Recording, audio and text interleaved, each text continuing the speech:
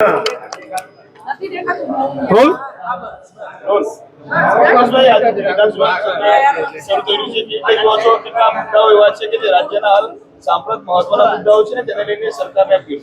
વિધાનસભામાં શું ચાલી રહ્યું છે એ ગુજરાતની 6.5 કરોડ જનતા એ બિલકુલ જાણી ન શકે એવી સંપૂર્ણ તકેદારીના ભાગરૂપે જે ટેલિકાસ્ટ નથી કરતા અને કુલડીમાં ગોળ ભાગતા હોય એ પ્રમાણે ભારતીય જનતા પાર્ટી ઔપચારિકતા પૂરતું આ ચોમાસું સત્ર બોલાવ્યું છે।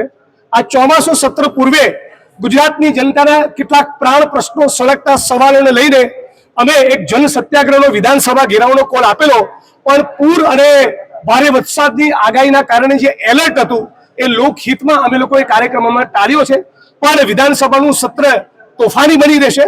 ખાસ કરીને બેરોજગારીનો પ્રશ્ન ભયંકર વિકરાળ બની રહ્યો છે। ફિક્સ પગાર આઉટસોર્સિંગ કોન્ટ્રાક્ટના કર્મચારીઓ એ સતત અમને એપ્રોચ કરે છે કે જિગ્નેશભાઈ ગમે તે કરો, વિપક્ષ તરીકે ગૃહમાં, ગૃહની બહાર, મીડિયામાં અમારો મુદ્દો ઉપાડો। હવે થાકી ગયા। 25-30 વર્ષથી ફિક્સ પગાર આઉટસોર્સિંગ કોન્ટ્રાક્ટમાં ખૂબ શોષણ થયું। ખેડૂત અને પશુપાલકોના પ્રશ્નો છે, દલિત મુસ્લિમ મહિલાઓના આત્મસન્માનના પ્રશ્નો છે। હજારો એકર દલિતોને ફાળવેલી જમીનમાં હજુ પણ કબજા નથી મળી રહ્યા। સતત નકલી કચેરીઓ પકડાઈ રહી છે અને અમદાવાદ શહેરમાં ઓબીસી, મુસ્લિમ, દલિત આ ગરીબ વંચિત વર્ગોના લગભગ 10-12 હજાર મકાનો ઓલિમ્પિક અને કોમનવેલ્થના નામે તોડવાના છે અને 50,000 જેટલા લોકોને બેઘર કરવાના છે। આ બધા મુદ્દે અમે લોકો આક્રમકતાથી વિધાનસભામાં રજૂઆત કરીશું।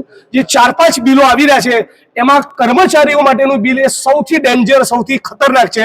આજથી 150 વર્ષ પહેલા માનવ સભ્યતાએ સામૂહિક રીતે નક્કી કર્યું કે માણસ જોડે, મજૂર જોડે 12 કલાક 14 કલાક કામ કરાવે છે, એ ઘટાડીને આજથી 150 વર્ષ પહેલા 8 કલાક કર્યા।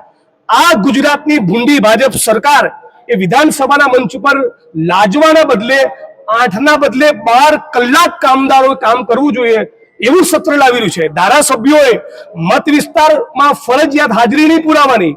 4 BHK નો ફર્સ્ટ ક્લાસ એમના માટે ફ્લેટ બની રહ્યો છે, પણ કર્મચારી, કામદાર, ફેક્ટરીના મજૂરો એમણે 12 કલાક કાળી મજૂરી કરવાની।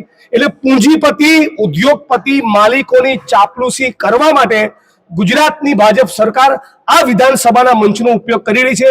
એ બહુ દુર્ભાગ્યપૂર્ણ છે। આ મુદ્દે પણ વિધાનસભામાં અમે લડીશું, બહાર પણ લડીશું।